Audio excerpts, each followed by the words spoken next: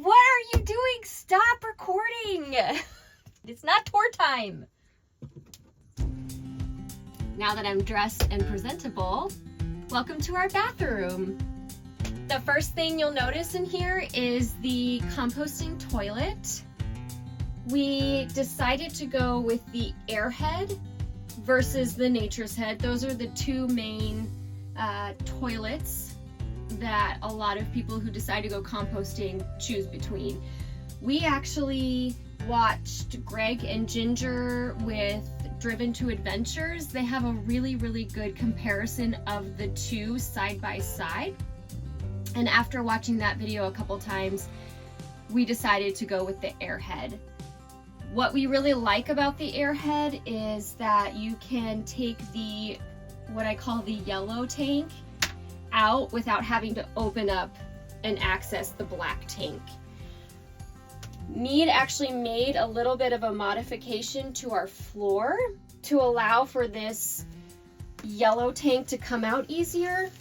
So we can actually pull this little shim here out, and then after the these set screws unscrew, it's very easy to just bring this down, and then we can dump the tank. The black tank, or the holding the solids tank, we can go about 2 weeks before we have to replace it. A lot of people ask us, you know, does it smell? What is that chore like? Honestly, last summer we had an issue with mold. Unfortunately, our fan stopped working for a few days and we didn't realize it, which wasn't pulling moisture out of the solids tank. So once we got mold in here, it seemed like we just could not keep the mold from coming back. So we upgraded the fan that is on the outside that pulls the air out and pulls the moisture out. We upgraded that fan and we've had zero problems since we've hit the road. We are going to add links in the description of this video of the side-by-side comparison that Greg and Ginger did and the upgraded fan that we put at the outside. This is our shower. This is a thermostatic shower mixer, and the controls are really nice and easy. This side kind of controls your pressure, and this side sets your temperature. What's nice about this is once you have your temperature set, we have an on-off switch on the nozzle here. So what we do, what we call Navy showers, turn it on, rinse, turn it off, soap up, turn it back on, rinse, that kind of stuff. Then we can adjust the height for whoever is showering. I like mine way down here because I'm short, and Mead is pretty tall, so he likes his way up here. We have a 12-volt water heater that's in the back. It has a 1.6 gallon holding tank, which isn't a lot, but because it heats up to 180 degrees Fahrenheit, once we mix it with cold, it actually goes a pretty long way. I can pretty much wash and condition my hair with about 2 to 3 gallons of water, and I don't run out of hot water. So we really enjoy having no propane inside. So the 12-volt water heater works really well for us. To get into shower mode is what I like to call it. The first thing I usually do is this part of the toilet floor comes up, thus opening up all the shower pan, and we set this here as a little shelf. So now we can put our clothes or whatever we need here while we're showering. We also have this little shelf here, which is great for putting, you know, shampoo or whatever you're going to use while you're in the shower. Because we lead a pretty active lifestyle, we really wanted to make sure we had a separate space for our shower. So because we can direct the spray of water, this really isn't a wet bathroom. The toilet doesn't get wet at all when we shower. So with the water heater system that we have, and because we have a 65-gallon tank of fresh water, we can take showers pretty much every other day if we wanted to, and we still have plenty of water to get us through for maybe 10 to 12 days. The floor of our shower, Mead made with epoxy. We could not find this size anywhere to purchase already made, so he just decided to make it for us. And my only regret about this floor is that it's white and it shows all the dirt, all the hairs, but I just clean it every day. And then to protect the floor from scratches or just whatever could come in here and kind of mar the surface, we have this nice, I think it's made out of teak floor mat that rolls up if we need to roll it up, but it stays down most of the time. We just take it out when we shower. Back here is our bathroom storage cabinet, and it's a little bit messy. We're still working on getting some organization back here because when we drive four-wheel drive roads, all of this stuff just slides forward, and then whenever one of us opens the cabinet, something inevitably falls. So we're still working on finding ways of keeping this stuff contained, but we do have a lot of space in here, and we also have a charging port here for Mead's water pick and our electric toothbrush, and then we have a switch for our toilet fan that we find is handy to have just in case we decide we need to turn it on or off. One of the last minute things that Mead came up with that I absolutely love are these clotheslines right here. They just come out, it's kind of noisy, but they just come out like this, and this is really handy if you want to wash a pair of socks, or you've come back from a wet hike and you just need extra space to hang things on. In addition to that, we have a ton of hooks for all of our bathroom stuff, towels, my Kula cloth, if you know, you know. And then we also have our Max Air Dome bathroom fan, which we don't use too much in the winter time, but in the summertime it's really handy to keep the air flowing in the bathroom. Even though the bathroom is only about 8% of our total square footage, which is about 100 square feet, it feels pretty spacious in here. It doesn't feel like a little closet like I was worried about, and that makes me really happy. Over here we have our little mini sink. We got this idea from, again, Tom with At the Lost Box. He had to make his own. We ended up finding this on Amazon, and it is tiny. I wasn't sure how functional it would be, but we actually use it every single day to brush our teeth.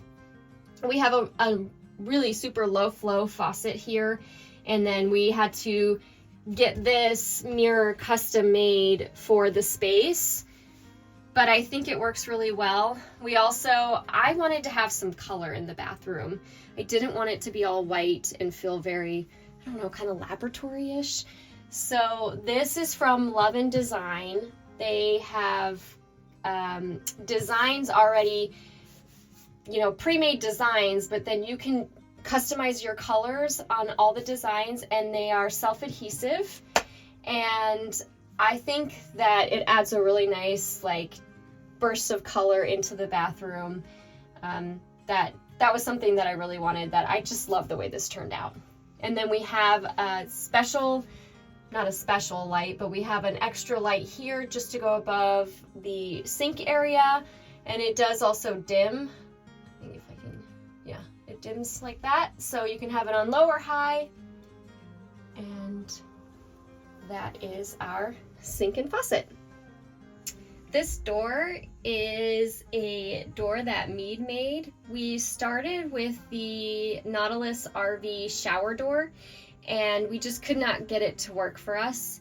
So Mead decided, I'll just make one. It's made out of just regular pine, and then this is a greenhouse panel that we put a little film over.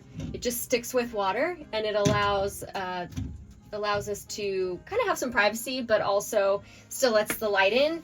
One of my biggest regrets in this bathroom initially was not putting a window in. I really wanted to get a bunch of natural light, so this was a really, really nice compromise. It allows the space to still feel kind of open and a little bit bigger than what it actually is with the diffused light coming through.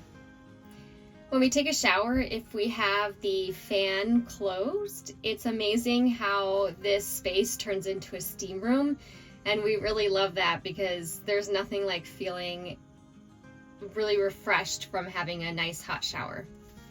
Lastly, we initially had some issues with the lights we put in up here in the ceiling. They just got too hot and started melting the glue that kept the panel up. So Mead switched those out and we were able to put our lights on dimmers. So now we can control how bright it is in here. And that wraps up our bathroom tour. If you have any questions or you want to know specific items that we have in here, feel free to comment and ask us whatever it is that you're interested in, and we will be happy to share any resources that we have when it comes to things in our bathroom.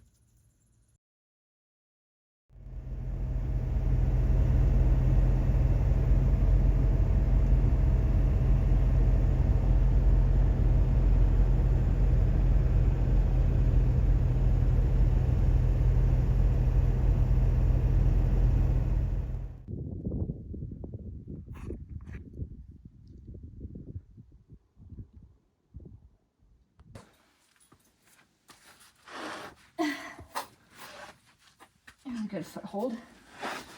And this is where Becky broke her ankle. Ooh.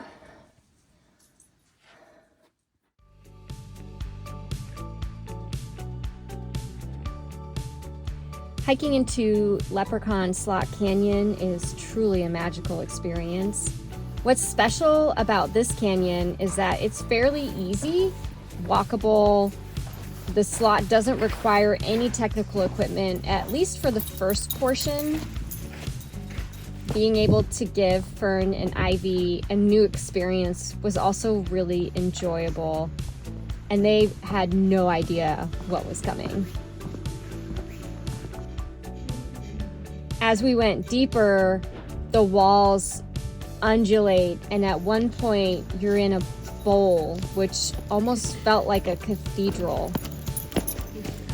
But eventually the walls start closing in and the sliver of sky above grows more and more narrow. And then we enter into the abyss of the unknown.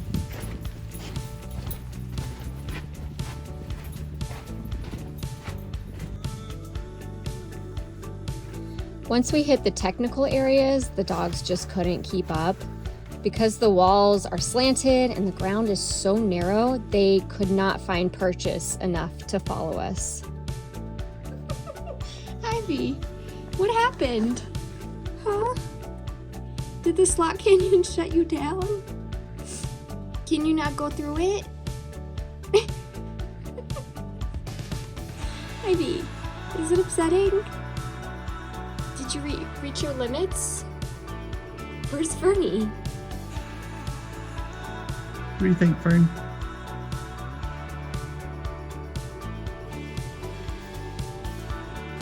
All right, this is not a place if you're claustrophobic. I can barely squeeze through.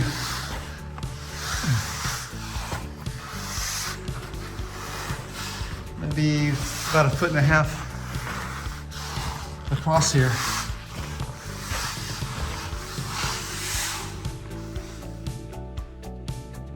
Mead might have really struggled to get through these tight corridors, but I found myself loving the challenge of shimmying through these tight spaces. It almost felt like the walls were hugging me, and I think I may have found a new hobby to dive into. Don't fall.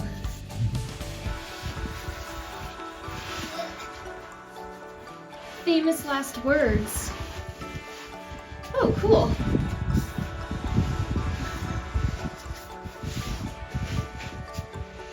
I'm down. Nice. Wow. It's like a little mini slot. Wow. It's like a Becky size slot.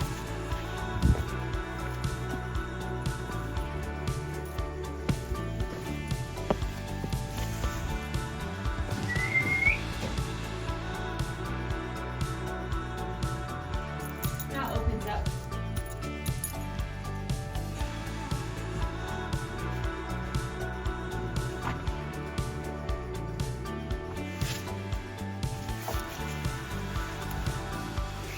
After coming out of Leprechaun Canyon, we were really excited to explore more slots in the coming weeks.